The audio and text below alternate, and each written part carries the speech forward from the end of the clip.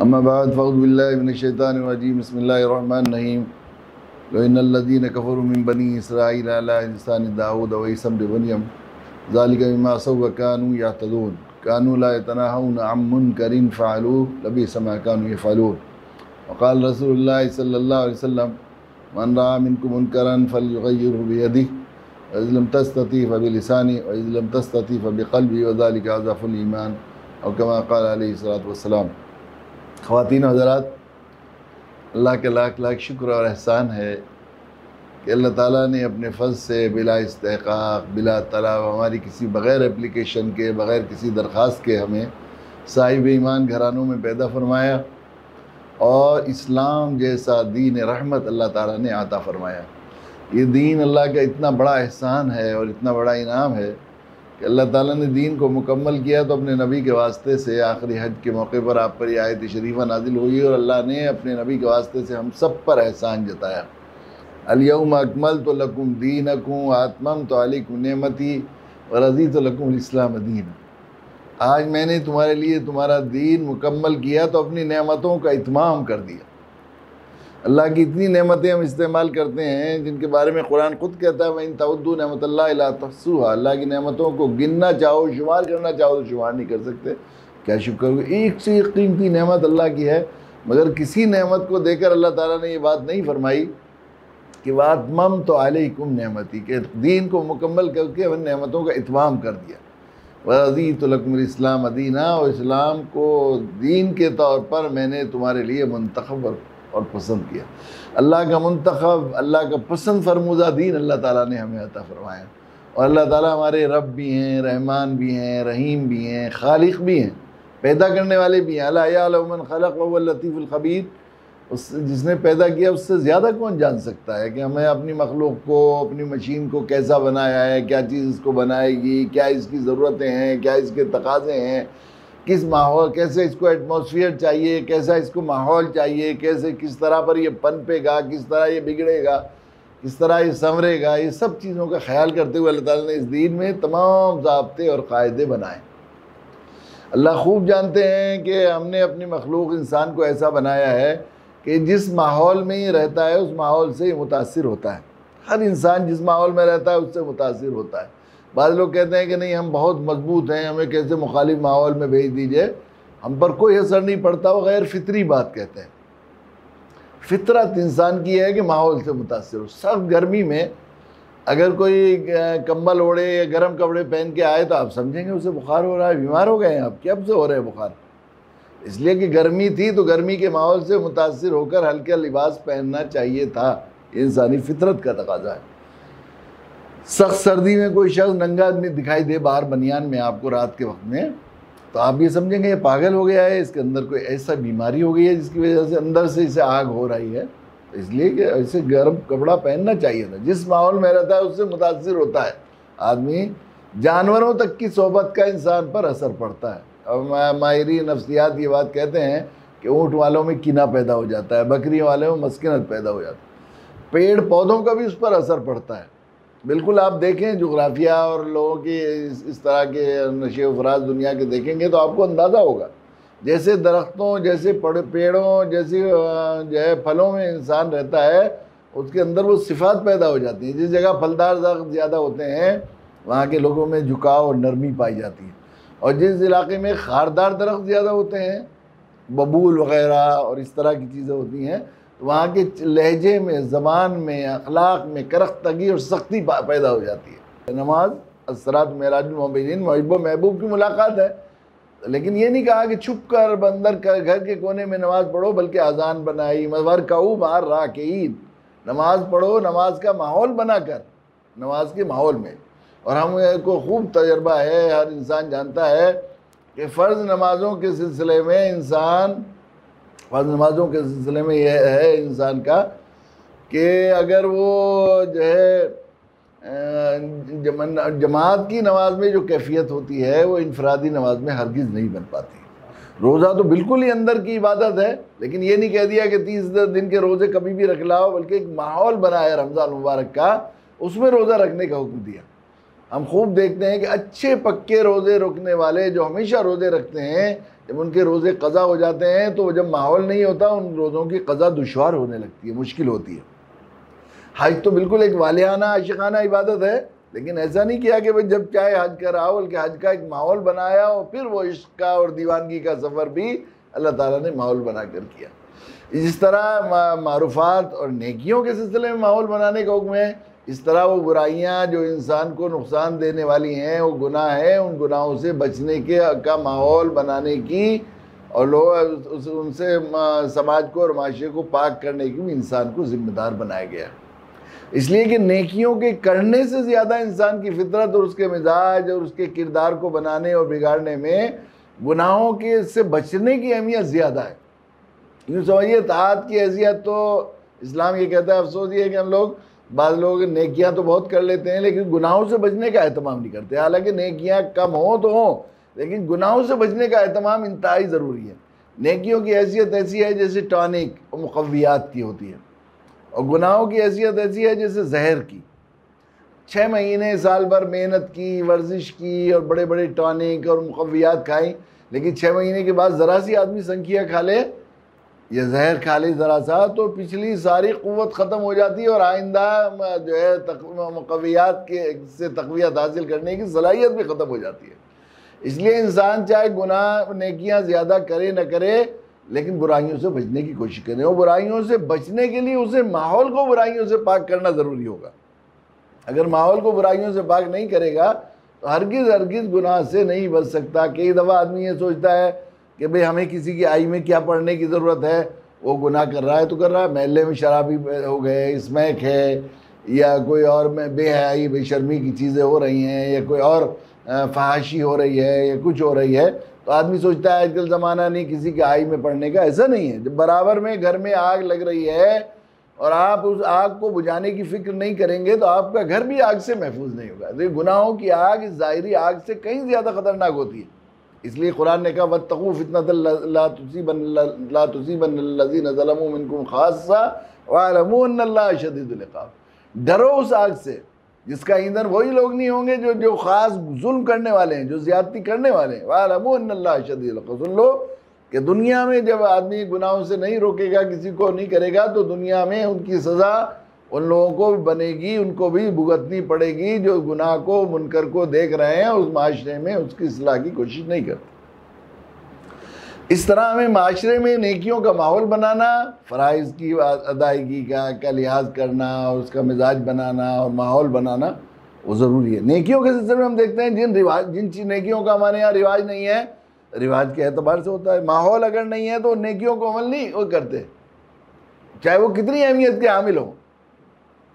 मसलन आप देखें कि जो है इस्लाम ने तरके में विरासत में की तकसीम के सिलसिले में नमाज की रकतों का कुरान मजीद में इतनी तफसील के साथ जिक्र नहीं है जितनी विरासत में तरके की तकसीम को वजाहत के साथ सूरह निसा की अलग अलग 8 रुकुओं में जिक्र किया गया है। और वो आखिर में कहा तिल का हुदूदुल्लाह, ये अल्लाह की निशान, अल्लाह के हुदूद हैं ये, इतना। और जब हम देखते हैं कि फ़ुक़हा ने लिखा है कि मर्दों और औरतों का तनासुब देखते हैं तो मर्दों के मुकाबले में औरतें दुगनी हैं जिनको तरके में हिस्सेदारी मिलती है शरअन एतबार से। लेकिन जहाँ पर रिवाज नहीं है तो आदमी उसे हराम खाए चला जा रहा है। एक तरह के हराम से, जिस तरह नेकियों के सिलसिले में ये है कि उन्हीं मस्जिदों में हम देखते हैं कि उन्हीं मस्जिदों में हमारे यहाँ जुमे की नमाज़ों में जगह नहीं होती नमाजियों की, और उन्हीं की मस्जिदों में फजर की नमाज़ में 2 या 3 सफ़े होती हैं या 1 सफ़ा होती है। किसी फ़कीह ने तो नहीं बताया कि जुमे की नमाज़ फजर की नमाज से ज़्यादा फ़र्ज़ है। जुमे की नमाज़ में बहुत गुंजाइश है, बहुत सी रुख्सतें हैं, बहुत सी छुट्टियाँ हैं, आप बीमार हैं, मुसाफिर हैं, ऐसी बस्ती में हैं जहाँ जुमा नहीं होता, तो आपको कोई खौफ लायक है, तो आपकी इज़्ज़त और जान को ख़तरा है तो आप ज़ोहर पढ़ सकते हैं। लेकिन फ़जर की नमाज आखिरी दर्जे में इशारे से भी आप नमाज़ पढ़ सकते हैं तो आपको पढ़ना होगा। लेकिन कब से हमने जुमे की, ऐसे कितने लोग मिलेंगे आपको जिनको जुमे की नमाज कब से उन्होंने कभी छोड़ी नहीं और फजर की कभी पढ़ी नहीं। इसी तरह जिस तरह फ़राइज़ में होता है माहौल नहीं है होता, तो इस तरह जब माहौल नहीं बना हुआ है तो आदमी अमल नहीं करता। इस तरह सुन्नतों का देख लीजिए आप, जुमे की नमाज पढ़कर वो लोग जो फजर की नमाज पढ़ते हैं तो फजर की सुन्नत मौक़दा कभी नहीं छोड़ते, मगरिब की नमाज पढ़ते हैं तो मगरिब की सुन्नत कभी नहीं छोड़ते। लेकिन हम देखते हैं कि मस्जिदों में आधे नमाजी जुमे की सुन्नतें पढ़े बगैर निकल जाते हैं। वो सब घर पढ़ने वाले नहीं, ये बात सही है कि अल्लाह के नबी सल्लल्लाहु अलैहि वसल्लम और सहाबा का मिजाज ये था कि फ़र्ज़ नमाज़ें पढ़ी जाती थी और चूँकि मस्जिद को एक इज्तिमाई अमाल के लिए खाली करना है तो नफली इबादतें और सुन्नतें वगैरह वो घर में पढ़ते थे, वज़ू करके आते थे। लेकिन हमारे यहाँ जितने लोग जाने वाले होते हैं उनमें से मुश्किल से 2-4% घर जाकर सुन्नतें पढ़ते होंगे, वो सुन्नतें पढ़ते नहीं हैं।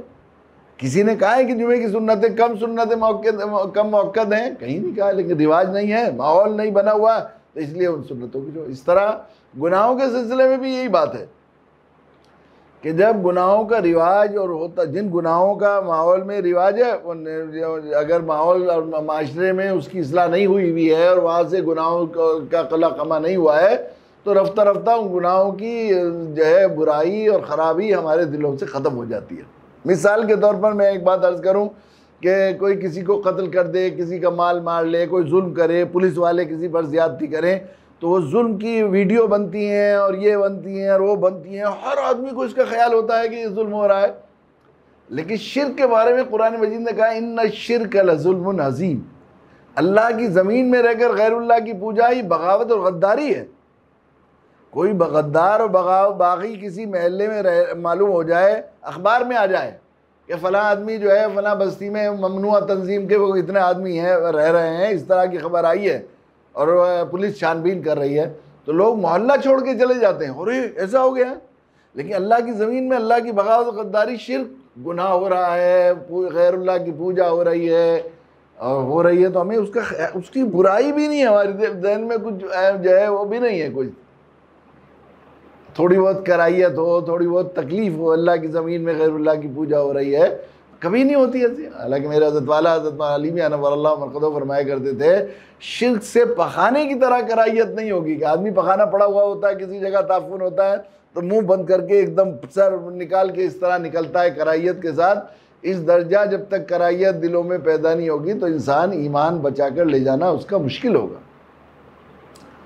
इस तरह जिन मुनकरात का रिवाज होगा वो जाहिर है उनके साथ यही होगा। इसलिए अल्लाह के नबी सल्लल्लाहु अलैहि वसल्लम ने इरशाद फरमाया मन रा मिनकुम, जिम्मेदारी करार दी, ये कोई नफली काम नहीं है कि हम गुनाह से बचे हुए हैं, सामने गुनाह हो रहा है तो हम देखते रहें और हम कुछ ना कहें भाई किसी की आई में क्या, कोई मैं थोड़ी कर रहा हूँ, वो खुद गुनाहगार होगा, ऐसा नहीं होगा। बल्कि जो है हमें कहा गया है, हुक्म दिया गया है मन रा मिनकुम मुनकरन फलयुगय्यिरहु बियदी, जो कोई आदमी किसी मुनकर को होते हुए देखे उसको चाहिए कि उस अपने हाथ से उसे रोक सके तो रोके, बदले तो माहौल को बदले, ताकत के बलबूते पर ताकत मुज्तमा भी की जाए, ये भी इसकी भी जिम्मेदारी है। ऐसा माहौल क्रिएट किया जाए, इस तरह के गुनाह करना चाहे तो आदमी ख़तरा महसूस करे, ये मुसलमानों की जिम्मेदारी है। अपनी मुस्लिम बस्तियों में कम से कम जहाँ इस हाल में है कि वो ताकत मुहैया कर सकते हैं तो अपने तौर पर भी एक इज्तिमाई इस तरह अफरादी क़ुव्वत तैयार करें।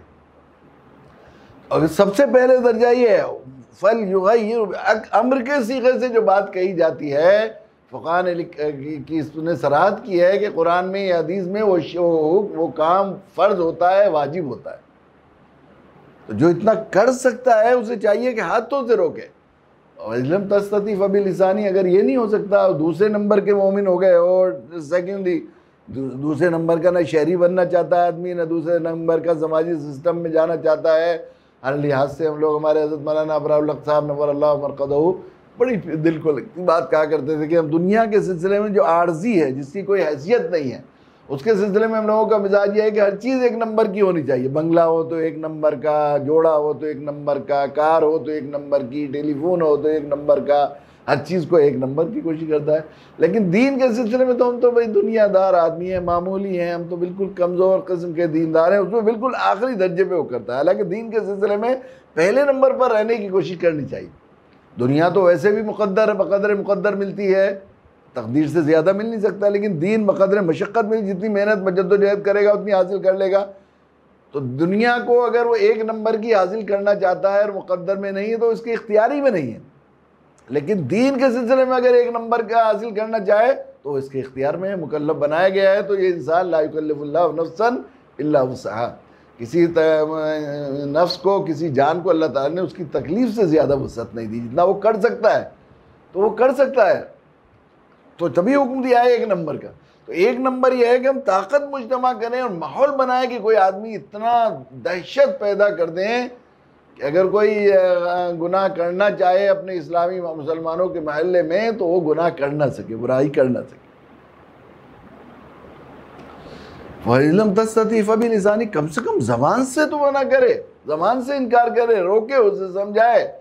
अब जो है किसी भी तरह उसको जो है रोकने, अगर वो बाकायदा उसका मातहत है तो उसे जो है ज़ोर देकर रोके, अपनी क़ुव्वत को और अपने ओहदे को और अपने मनसब को, अपने रिश्ते को इस्तेमाल करते हुए। अगर ऐसा नहीं हो सकता तो कम से कम खुशामद करे, उसे हिकमत और मोहब्बत के साथ रोके, लेकिन रोके। वइलम तस्ततीफ़ बिक़ल्बी, और अगर ऐसा नहीं है तो कम से कम अपने दिल में बुरा जाने। अब दिल में बुरा जानना क्या मतलब यह है कि उसका दिल में बुरा, जिस चीज़ के दिल में तकलीफ होती है और दिल को उससे अजियत होती है, तो आदमी उसको देखकर उसके चेहरे के, उसकी जो है चेहरे के उसके भाव और हाव भाव को देखकर आदमी पहचान कर देता है कि इस पर कोई गम है, कोई अफसोस है, कोई दुख है। तो वहाँ पर ऐसा होना चाहिए, ये नहीं कि वो जाकर वो बस वो कर रहा है तो कर रहा है, अपनी खाल में मस्त रहे। ये वज़ालिका अज़फ़ुल ईमान, अल्लाह के नबी सल्लल्लाहु अलैहि वसल्लम ने इरशाद फरमाया, ये आखिरी दर्जा है ईमान का, इससे बाद में ईमान रुखसत हो जाता है। अगर आदमी गुनाह करते हुए देखा, उसने हाथ से नहीं रोक सका, ज़बान से नहीं रोक सका और दिल में उसको बुरा भी नहीं जाना, तो फिर उसके बाद अल्लाह के नबी सच्चे मुख़बिर सादिक़ सल्लल्लाहु अलैहि वसल्लम, जो सही जानते हैं ईमान की कितने हुदूद हैं, अल्लाह के नबी सल्लल्लाहु अलैहि वसल्लम फरमाते हैं इसके बाद कोई ईमान की हदें बाकी नहीं रहती। ये आखिरी दर्जे का ईमान है कि आदमी गुनाह को दिल से भी बुरा न जाने और गुनाह में जाकर शरीक हो, गुनाह का ताउन करे, तो फिर कहाँ ईमान रह जाएगा? ज़रा सोचिए आप। होता है ये मसलन शादी ब्याहों में इसराफ होता है। कुरान मजीद ने जो है फरमाया, इन्नल मुबज़्ज़िरीन कानू इख़वान अश-शयातीन व कान अश-शैतानु लिरब्बिही कफ़ूरा। इसराफ, देखिए ये माल जो है अल्लाह ताला ने हमें दिया है, ये हमारी मिल्कियत बनाकर नहीं दिया है। इन्नमा अम्वालुकुम औलादुकुम फितना, आजमाइश के लिए दिया है। और इसका हदीस में आता है कि आदमी को कदम हिलाने की इजाज़त नहीं दी जाएगी जब तक के 4 सवालों के जवाब न दे दे। यहाँ भी इम्तहानों में होते हैं और एक सवाल के 2 जुज़ होंगे। उसमें एक सवाल होगा माल को किस तरह पर कमाया, माल को किस तरह पर खर्च किया। तो अगर हम मालिक हैं तो मालिक से हिसाब थोड़ा ही होता है। हमारे एक दोस्त थे वकील साहब, वो बहुत बड़े रईस थे, वो बड़ी ज़कात निकाला करते थे और कई बैंकों में उनके बड़े बड़े खाते थे। एक रोज़ एक बैंक मैनेजर साहब कहने लगे कि ये बैंक की जो है वकील साहब की वजह से हमारा चल रही है ब्रांच। तो वो कहने लगे नहीं ये गलत कह रहे हैं, ये भी चौकीदार हैं, मैं भी चौकीदार हूँ, मुझसे भी हिसाब है, इनसे भी हिसाब है, मैं ज़्यादा ख़तरे में हूँ तो मुझे इख्तियार ज़्यादा दे दिया गया है, ये ज़रा कम ख़तरे में है हिसाब। तो कोई कैशियर ये कहने लगे, खुश होने लगे कि आज मैंने 50 करोड़ रुपए गिने हैं, मैं मालदार हो गया हूँ, तो सब हंसेंगे ना उस पर। जिसका हिसाब देना है उसे आने का भी जाने का भी। गलत तरीके से कमाया तो पकड़ होगी, गलत तरीके से खर्च किया तो पकड़ होगी। बहुत वाज़ेह खुतूत कुरान में भी मौजूद हैं, हदीस में भी मौजूद हैं। गलत तरीके से कमाया तो इसको कहते हैं काला धन। सरकारी इस्तिलाह में काले धन पर हर दुनिया के हर मुल्कों में कानून में गिरफ्त है और सज़ाएँ हैं। और इस्लाम में कहते हैं माल हराम। अल्लाह के नबी सल्लल्लाहु अलैहि वसल्लम ने फरमाया माल हराम से पला हुआ जिस जन्नत में नहीं जाएगा। कितनी सख्त वईद है, माल हराम से पला हुआ जिस जन्नत में नहीं जाएगा। और कितनी पेनल्टी देनी पड़ेगी। जब जो है वो काला धन होता है तो उसके साथ सारा धन भी देना पड़ता है और पेनल्टी भी देनी पड़ती है। वहाँ भी हदीस में आया है कि एक दानिक माल हराम की खाई होगी तो 700 मकबूल नमाजें देनी पड़ेगी। 700 मकबूल नमाजें देनी पड़ेंगी। एक लुकमा मारे हराम का खाएगा 40 दिन तक कोई नमाज कबूल नहीं होगी। नमाज नहीं, बाद उलमा लिखा है कि इसमें अल्फाज नमाज का है, कोई इबादत कबूल नहीं होगी। गोया 40 दिन की कमाई ख़त्म हो जाएगी, सैलरी जो है ख़त्म हो जाए। किसी सरकार से हो कि आपने ज़रा सा कोई इसमें जो है वो कर लिया है, कहीं पर गलत तरीक़े से पैसा कमाया है, तो आपकी 40 दिन की सैलरी ख़त्म कर दी जाएगी। पूरी कमाई, पूरी इबादत ख़त्म हो जाएगी। इस तरह अगर गलत तरीक़े से खर्च कर दिया होगा तो इसको शरीयत में, इसमें तो कहते हैं घोटाला, इसमें सियासी इस्तिलाह में तो घोटाला करने वाले भी कितने लोग रोज़ रोज़ जेल में जाते हैं, आप जानते हैं। और शरीयत की इस्तिलाह में कहते हैं तब्ज़ीर, जहाँ खर्च करने के लिए कहा था वहाँ खर्च किया, और जहाँ खर्च करने के लिए नहीं कहा था वहाँ खर्च, जहाँ करने के लिए कहा था वहाँ नहीं किया, और जहाँ करने के लिए नहीं कहा था वहाँ खर्च किया है। दिया तो था एमएलए साहब को और जो है पार्षद साहब को या मिनिस्टर साहब को पैसा सड़क बनाने के लिए, उन्होंने बहनोई की कोठी बना ली, तो पकड़े जाएंगे ना, घोटाला होगा और जेल में जाना पड़ेगा। इस तरह हो भी इन्नल मुबज़्ज़िरीन कानू इख्वान शयातीन, कुरान ने कहा है तब्ज़ीर करने वाले शैतान के भाई हैं। वकान शैतान लिरब्बिही कफूरा, और शैतान अपने रब का नाफरमान है, बागी है, गद्दार है। अल्लाह के नबी सल्लल्लाहु अलैहि वसल्लम शाद फरमाया दो गुनाह अगरचे गुनाह हैं, फिस्क हैं, लेकिन उनको कुफ्र के साथ मिला दिया गया। एक झूठ, फरमाया फज्तनिबु रिज्ज़ मिनल औज़ान वज्तनिबु क़ौल अज़्ज़ूर, झूठी बात से बचो, जो है शिर्क से, बुत परस्ती से बचो, और शिर्क से, बुत परस्ती से बचो, झूठी बात से। अल्लाह के नबी सल्लल्लाहु अलैहि वसल्लम बचते रहो। दोनों को साथ जिक्र किया है, कितना सख्त गुनाह। अल्लाह के नबी सल्लल्लाहु अलैहि वसल्लम से पूछा गया कि मोमिन बुज़दिल हो सकता है कि हाँ हो सकता है, कि मोमिन बकील हो सकता है कि हाँ हो सकता है, कि मोमिन झूठा हो सकता है। आपने फरमाया हरगिज़ नहीं हो सकता। और आपने फरमाया कसम उस ज़ात की जिसने मुझे हिदायत के साथ मबूस किया, ईमान और झूठ का कोई मेल नहीं। एक आदमी झूठा भी हो मोमिन हो, इसकी कोई गुंजाइश नहीं। ये हाल है। तो झूठ को इतना नापसंद किया गया, इतना नापसंद किया गया। हमारा एक ज़माना था जब लोग ईमान वाले हुआ करते थे, सच्चे ईमान वाले, तो वो खुद झूठ बोलना तो दूर की बात है, झूठ कोई और बोल सकता है, मुसलमान झूठ बोल सकता है, इसको भी यकीन नहीं करते। हमारे मुर्शिद से आला हज़रत काज़ी यूसुफ नासई रहमतुल्लाह अलैह, जब वो बादशाह सिकंदर लोदी के उस्ताद और शेख थे, वो किसी बात पर वो बस वहाँ महकमा दारुल क़ज़ा की सरपरस्ती उनके ज़िम्मे थी, लेकिन बादशाह में उनका दिल नहीं लगता था। सूफ़ी आदमी थे, जाहिद मिजाज रखते थे, जाहिदाना। तो किसी बात पर बहाना बनाकर जो है वो वहाँ से नाराज़ होकर चले आए। तो फुलत आबाद किया, वहाँ बबूल के दरख्त के नीचे उन्होंने ये फरमाया कि यहाँ से हमें इल्म की खुशबू आ रही हैं। और फिर उन्होंने दुआ मांगी, 2 रकत मुसल्ला नमाज, बबूल के दरख्त के नीचे मुसल्ला बिछाया, दुआ मांगी, अल्लाह जिस तरह यूसुफ़ अलैहिस्सलाम के ख़ानदान के लिए आपने मिस्र को बसा दिया था, इस तरह मेरे ख़ानदान के लिए इस जगह को बसा दिए। वो दर्ज शुरू किया। अब वो सिकंदर लोदी का ज़माना था और ये सिकंदर लोदी के उस्ताद और शेख भी थे। तो वहाँ करीब में 2 गाँव में बड़ी चपकलिश चलती थी। एक मुसलमानों का गाँव था, एक जाटों का गाँव था। कभी जाट गालिब आ जाते थे, कभी मुसलमान गालिब आ जाते थे। मुसलमानों को जब ये मालूम हुआ कि बादशाह के पीर और बादशाह के उस्ताद यहाँ आ गए तो बड़े खुश हुए, बड़ी रोती शक्ल बना के हज़रत काजी साहब के पास आए और आकर कहा, हज़रत काजी साहब बहुत परेशान हैं, कब से जाट हमें सताते रहते हैं, रोज़ कभी ये करते हैं कभी वो करते हैं, और अब चंद दिन पहले तो हमारे साथ ऐसा मामला किया कि हमें फाके के अलावा कुछ नहीं, कुछ खाने पीने का कोई इंतज़ाम नहीं होगा, हमारे सारे खेत बांध कर ले गए। काजी साहब ने फरमाया कि हम क्या करें कि बादशाह के नाम के रुक्का लिख दीजिए। उन्होंने फ़ौरन ख़त लिख दिया कि हमारे मुसलमान भाई आए हैं और ये बता रहे हैं कि जाट इनको सताते हैं, आप चूँकि बादशाह वक्त हैं, आपकी ज़िम्मेदारी है मज़लूमों को हक़ दिलवाना, तो आप ज़रा तहक़ीक़ कीजिए इलाक़ेदार से और इनको हक़ दिलवाइए। ये कि आप कह रहे हैं कि इनके खेत बांध कर ले गए, तो ये तो बड़ी तकलीफ़ की बात है, इन लोगों के लिए बड़ी परेशानी होगी। तो आप मामले की तहक़ीक़ करके इनको इंसाफ़ दिलाइए। बादशाह सिकंदर लोदी के पास ख़त गया तो हज़रत का बड़ा इकराम फरमाते थे, तो हंसने लगे ख़त पढ़कर, और फ़ौरन एक ख़त के जवाब लिखा कि आपके हुक्म की तामीन में फ़ौरन इलाक़ेदार को हुक्मनामा जारी कर दिया गया है कि तहक़ीक़ करके पता लगाएं और जो है उनको हक़ दिलवाएं। लेकिन मेरी ये समझ में नहीं आया कि आप इतने बड़े आलिम और इसी समझ रखने वाले बड़े बड़े दानिश्वर आपके कदमों में आकर जो है ज़ानुए तलम्मुस तय करते हैं, लेकिन आपने कैसे यकीन कर लिया कि खेत बांध कर ले जा सकते हैं? कोई ज़मीन भी ऐसी चीज़ है कोई आदमी सर पर बांध कर ले जाए? हज़रत काजी साहब की आंखों में आंसू आ गए और भराई हुई आंखों से बड़ी भर्राई आवाज़ से ये बात फरमाई कि ये बात मुझे भी समझ में आती है कि खेत बांध कर नहीं ले जाए जा सकते, लेकिन मैं किस दिल से ये बात यकीन कर लेता कि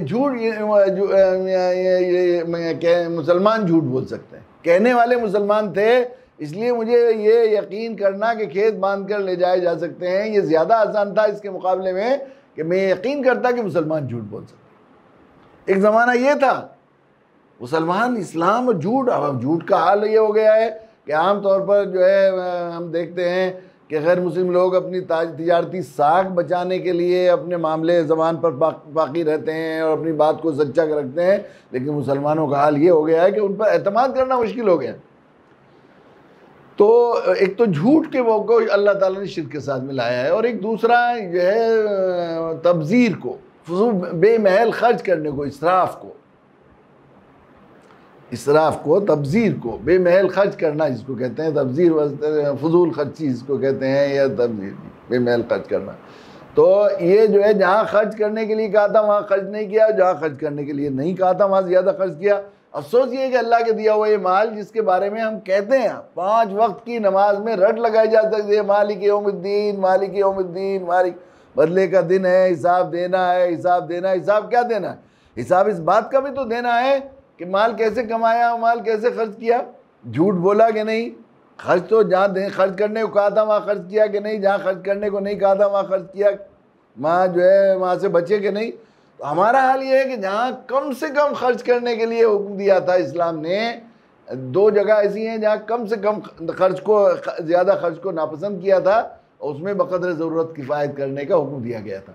उसमें एक था तामीर पर खर्च करना। अल्लाह के नबी सल्लल्लाहु अलैहि वसल्लम ने इरशाद फरमाया कि जिस माल से अल्लाह को बुग़्ज़ होता है उसे कंकर पत्थर में मिलवाते हैं। तो हम लोग महल, कोठियाँ, बस फजूल बेज़रूरत तामीरात का पर जो है खर्च करते हैं।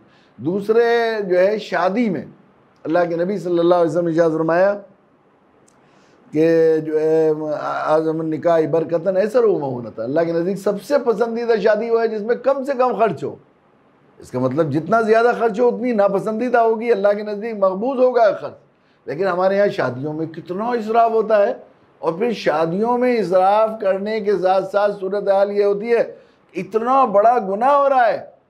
शैतान ने फरमाया इन्नल मुबज़्ज़िरीन कानू इख़वान शयातीन, और हम लोग शादियों में खुशी खुशी जाते हैं, खुद भी बहुत खर्च करते हैं, शरीक होने वाले भी बेहद खर्च करते हैं और शरीक करने वाले भी बेहद खर्च करते हैं। सबसे ज़्यादा माल का हिस्सा वो खर्च, और जहाँ सबसे ज़्यादा खर्च करना चाहिए था, डॉक्टर हमीदुल्लाह साहब ने लिखा है कि जब मैं देखता हूँ अल्लाह के नबी सल्लल्लाहु अलैहि वसल्लम की ज़ाती ज़िंदगी के अखराजात को और इस्लामी ममलिकत के बजट को, तो मैं देखता हूँ बाकायदा अहद नबवी के तालीमी निज़ाम में बहुत सारी रिवायात और बहुत सारे दलाइल से बात साबित की है कि अल्लाह के नबी सल्लल्लाहु अलैहि वसल्लम के अखराजात में सबसे ज़्यादा खर्च जिस पर होता था वो तालीम पर खर्च होता था। लेकिन हमारे यहाँ मुसलमानों में हम लोगों ने एक दफ़ा सर्वे कराया था कि वही मुसलमान जिसको अच्छे स्कूलों में और अच्छे इदारों में, मदरसे में मतबख फ़ीस देने के लिए पैसे नहीं हैं और अच्छे इदारों में पढ़ने के लिए पैसे नहीं, वो कहते हैं ज़रा गरीब हैं, हम तो वो नहीं कर सकते, बल्कि मदरसे से और वजीफ़ा उसके जेब खर्च के लिए भी लागू लगाते हैं। वही लोग अपने उन्हीं बच्चों पर, वही गरीब मुसलमान उन बच्चों की शादियों पर उनकी तालीम से मिनिमम 10 गुना खर्च करते हैं। हालांकि अल्लाह के नबी सल्लल्लाहु अलैहि वसल्लम का बिल्कुल इसके बरक्स था। हदीस में आता है, ये भी आता है कि आपका खुशबू का खर्च आपके बावर्ची खाने के खर्च से ज़्यादा होता था। आप जिस बस्ती में बहुत साफ़ सुथरे रहते थे और इंतहाई नज़ीफ़ आपकी तबीयत थी, आपने जो है कमज़ोर पेवन लगा कपड़ा पहना, पुराना कपड़ा पहना, लेकिन मैला कपड़ा तक पहनना साबित रही आपसे, जिसमें हम गली से निकल जाते थे, आपके पसीने में भी यकीन खुशबू आती थी, लेकिन आप जो खुशबू अच्छे से अच्छी इस्तेमाल फरमाते थे देर तक गलियाँ और रास्ते महकते रहते थे। लेकिन मुसलमान, ये आम तौर पर ये पहचाना जाता है कि मुसलमानों की गलियाँ गंदी होती हैं और लोगों का ये हाल होता है। तो हमें जो है ये तो अब अगर इसमें हम लोग देखिए, वज़ालिका अज़फ़ुल ईमान, सबसे कम दर्जे का ईमान ये है कि आदमी जो है वो दिल से बुरा जाने। अब हम लोग शरीक होते हैं, खुशियाँ मनाते हैं, आकर तारीफ़ करते हैं, जाकर आके साहब खुश शानदार शादी हुई, दावत कितनी अच्छी थी, खाना कितना अच्छा था, लाइटिंग कितनी अच्छी थी, जहेज इतना दिया, इतनी बारात और इतना कुछ ये किया, इसको करते हैं। तो इसका मतलब यह है कि इतना भी ईमान नहीं हुआ ना। वज़ालिका अज़फ़ुल ईमान भी दिल से बुरा कहाँ जाना, तो उसमें शरीक हुआ, तो इसने ये जो है ईमान की हदों से निकल गया, ये समझ रहा है सूरत हाल। इसलिए अल्लाह ने अपने बनी इसराइल के पर जो है वो कुरान ने कहा है, लुइनल लज़ीना कफ़रू मिन बनी इसराइल अला लिसान दाऊद व ईसा इब्न मरियम ज़ालिका बिमा असव व कानू यातदून। आदमी ये सोचता है ना कि दूसरे लोग बुराई कर रहे हैं तो उससे हमें क्या लेना देना, वो उनका फ़ेल उनके साथ, हमारा फ़ेल हमारे साथ। ये नहीं कि इस्लाम ये नहीं बताता, इस्लाम ये बताता है कि आपको बुराई से रुकना है तो बुराई, माहौल से बुराई को ख़त्म करके रुकना है। अगर ऐसा नहीं करेंगे तो आप ईमान के दर्जे से निकल गए, ईमान के हुदूद से निकल गए। इसलिए फरमाया बनी इसराइल की एक बुराई कुरान मजीद ने जिक्र की है, जिन पर अल्लाह की तरफ से जो है मुसल्लत कर दी गई मस्कनत और अल्लाह का गज़ब, तो उनकी जो बुराइयाँ थी, लोइनल लज़ीन कफ़रू मिन बनी, लानत भेजी लोइनल लज़ीन कफ़रू मिन बनी इसराइल के काफिरों पर। उलमा और मुफस्सिरीन ने लिखा है कि वो अल्लाह के रसूल अंबिया अलैहिस्सलाम को मानने वाले थे, उन पर ईमान रखने वाले थे, वो उनकी तकफीर नहीं करते थे, आखिरत पर ईमान था, और वो मुशरिक भी नहीं थे, वो गैरुल्लाह की पूजा भी नहीं करते थे। उनका जो ये कुफ्र बयान किया है वो यही किया गया है, लोइनल लज़ीन कफ़रू मिन बनी इसराइल अला लिसान दाऊद व ईसा इब्न मरियम। अंबिया अलैहिस्सलाम में भी इन दो रसूलों का जिक्र किया है कि हज़रत ईसा अलैहिस्सलाम और हज़रत दाऊद अलैहिस्सलाम। अगरचे हज़रत मूसा अलैहिस्सलाम के ज़माने में भी उनके अंदर ये बुराई थी, लेकिन मूसा अलैहिस्सलाम ज़रा सख्तगीर थे बहुत, और उनके दिल में ज़रा गुस्सा था। ये हज़रत दाऊद अलैहिस्सलाम, हज़रत ईसा अलैहिस्सलाम बहुत नर्म तबीयत अंबिया अलैहिस्सलाम थे, नबियों में थे। हज़रत ईसा अलैहिस्सलाम का तो कौल जो है उसमें इंजील में मिलता है कि कोई अगर तुम्हारे एक गाल पर चाटा मारे तो तुम दूसरा गाल उसके सामने कर दो, उसका कलेजा ठंडा हो जाए। यार इतने नर्म मिजाज थे। हज़रत दाऊद अलैहिस्सलाम का मिजाज भी ये था कि उनमें गुस्सा नहीं था, बहुत नरमी थी। ऐसे नबियों ने भी उन पर लानत की। लानत का मतलब दुनिया और आखिरत की खैर से, अल्लाह की रहमत से महरूम होने की दुआ उन पर।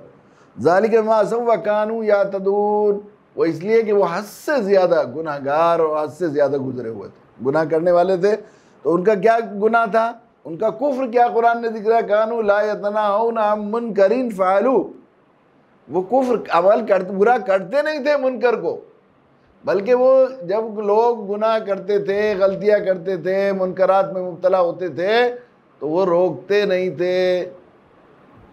लबीसा मा कानू यफ़अलून, कितना बुरा करते थे वो। उनका कुफ्र और उनकी बुराई ये थी कि वो गुनाह होते हुए देखते थे लेकिन गुनाह से रोकते नहीं थे। तो ये समझना कि गुनाह हो रहे हैं तो गलतियाँ हो रही हैं तो हमें क्या मसला, क्या हो गया, 15 शाबान की खुराफात हो रही हैं तो हमें क्या लेना, मुहर्रम की खुराफात हो रही हैं तो हमें क्या लेना, शादियों में इसराफ हो रहा है तो हमें क्या लेना, बेहयाई फैल रही तो हमें क्या लेना, इंटरनेट की खराबियाँ पैदा हो रही हैं, लोग हो रहे हैं, और कहीं इसमें कहीं जो है नशे की गोलियाँ और नशे का आम हो रहा है तो हमें क्या लेना। ये दूसरे से के आई में पढ़ने का ज़माना नहीं है, ये समझना ये बिल्कुल ये इस्लामी फ़िक्र नहीं। इस्लाम ये कहता है कि बुराई माशरे की इस्लाह की ज़रूरत है। जिस माशरे में आप रह रहे हैं उस माशरे को गुनाहों से पाक करके नेकियों का माशरा बनाना ज़रूरी है।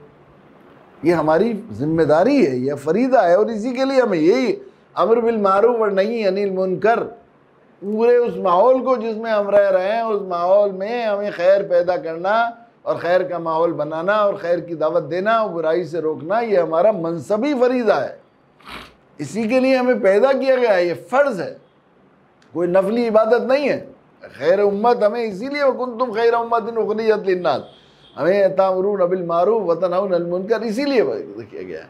तो यकीनन ये सिलसिला ये शुरू किया गया है ख़ास तौर से इस ज़माने में जब जो है मसाजिद में अभी ये कोरोना के मसाइल की वजह से इज्तिमात नहीं मुनक़िद किए जा सकते। तो अल्लाह ताला जज़ाए खैर दे उन लोगों को जो अपनी ज़िम्मेदारी अदा करके ये ऑनलाइन ये इस्लाह माशरा के जो है प्रोग्राम मुनक़िद करने का प्रोग्राम बनाया गया है।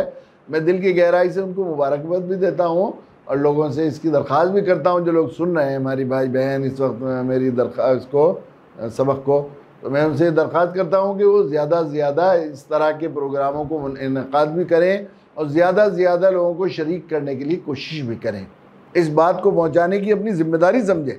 और ये माशरे की इस्लाह ज़ाहिर माहौल की तरह फ़िक्र होनी चाहिए, एक मोमिन के दिल में ये फ़िक्र होनी चाहिए कि भाई कैसे किसी को बुराई में किसी को गुनाह में मुब्तला देखकर आदमी का दिल उदास हो जाए। कम से कम इतना तो इससे दर्जे की क्या बात है, उसके चेहरे से ही मालूम हो कि आज इसे कोई हादसा हो गया। अफसोस ये कि हम लोग दीनी हादसे को और किसी बुराई के मुब्तला होने को उसे हादसा ही नहीं समझते। कैसे वो थे हज़रत अब्दुल्ला इब्न मुबारक की एक दिन फजर की नमाज जो है वो जमात क़ज़ा हो गई या जमात निकल गई, तो सुबह से शाम तक वो जो है वो गम में बैठे रहे और कहते रहे कि अगर मेरा बेटा मर जाता या मेरे घर में कोई हादसा पेश आ जाता तो पूरा शहर का शहर मेरी ताज़ियत को आता, और मैं इतने बड़े उसमें मुब्तला हो गया हूँ। अल्लाह के नबी सल्लल्लाहु अलैहि वसल्लम ने इरशाद फरमाया जिसकी एक नमाज क़ज़ा हो गई उसका ऐसा है पूरा घर बार आबाद बर्बाद हो गया। तो दीनी हादसों को हम हादसा ही नहीं समझते। उन जो बुराइयां अगर माशरे में मुब्तला हो गई हैं, किसी के घर में कोई इंतकाल हो जाए, कोई हो जाए, तो फिर भी आदमी दुनियादारी के लिए जाता है, ताज़ियत करता है, कम से कम अपने घर में तज़किरा करता है, फ़लाँ का बेटा मर गया, फ़लाँ का ये हो गया, उसकी फ़लाँ बीमारी हो गई, फ़लाँ चीज़ हो गई, उसके कारोबार में ये हो गया, छत गिर गई, फ़लाँ नुकसान हो गया, तो इसको करता है। लेकिन घरों में अगर कोई बुराई पैदा हो गई तो हमें इसके एहसास ही नहीं होता है। ये ईमान के मनाफी बात है, इसलिए हमें फ़िक्र करनी चाहिए कि माशरे की इस्लाह हो। हर आदमी मुसलमान को, सिर्फ ये ज़िम्मेदारों की इनकी जो ये प्रोग्राम मुनक़िद कर रहे हैं उनकी ज़िम्मेदारी नहीं, हर मुसलमान की ज़िम्मेदारी है कि इस्लाही माशरा की इस तहरीक में हम लोग शरीक हों, ये हमारा मनसबी फ़रीदा है। इसके लिए मुझे एक बात ख़ास तौर से कहनी है। देखिए, इंसान की फितरत ये है, उसका मिजाज ये भी है, ये भी बात है, यूँ भी ज़रूरत है इंसान की कि जब वो किसी को दूसरे को भलाई की दावत देता है, वो भलाई उसके अंदर पैदा होती है, और जिस बुराई से उसको रोकता है लोगों को, बुराई से रुकने की तौफीक होती है। इसलिए दीन फितरत इस्लाम ने हमें जो है सबसे पहले दावत फ़र्ज़ की। जमहूर फ़ुक़हा की इत्तिफ़ाक़ उम्मत पर सबसे पहले आयद किया जाने वाला फ़रीज़ा दावत और तजर्बा है। जिस नेकी को आप अमल करना चाहते हैं और मुदावमत की कोशिश कर रहे हैं, बहुत ज़माने से कोशिश के बावजूद उस पर अमल की तौफ़ीक़ नहीं हो रही, दूसरे लोगों को उसको तरग़ीब देना शुरू कर दीजिए। इंशाअल्लाह आपको अल्लाह ताला उस पर इस्तक़ामत अता फ़रमा देंगे उस नेकी पर। मसलन आप 5 वक्त नमाज़ पढ़ते हैं, बहुत ज़माने से ख्वाहिश है कि तहज्जुद पढ़ें, बहुत से लोगों बुज़ुर्गों से दुआ को कहा, बहुत कोशिश की, लेकिन तहज्जुद पर मुदावमत की तौफ़ीक़ नहीं हुई, तो चंद दिनों तक आप दूसरों को तहज्जुद की तरग़ीब और तहज्जुद के फ़ज़ाइल बयान करना शुरू कर दीजिए। यकीन से आप बहुत जल्दी तहज्जुद गुज़ार बन जाएँ। किसी और बुराई और मुनकर से आप बचना चाहते हैं, बहुत कोशिश के बावजूद बच नहीं पा रहे, तो उसकी बुराई, उसकी मज़म्मत और उससे लोगों को रोकना शुरू कर दीजिए। इंशाअल्लाह अल्लाह ताला आपको बहुत जल्द उससे रुकने की तौफ़ीक़ अता फ़रमा देगी। इसलिए ये ज़रूरी है, हम लोगों ने इस ख़्याल से अपने घर में, एक ज़माने में हमारे वालिद साहब हाजी मोहम्मद अमीन साहब हैं, तो उनके नाम से एक बज़्म अमीन बनाई घर में भाइयों बहनों की, और उनके ज़िम्मे लगाया कि हर हफ्ते एक प्रोग्राम मुनक़िद हो और बच्चों में सलाहियतें पैदा की जाएँ ताकि वो अपनी बात को, अपने माफ़ी ज़मीर को अदा भी करें और दावत का मिजाज बने।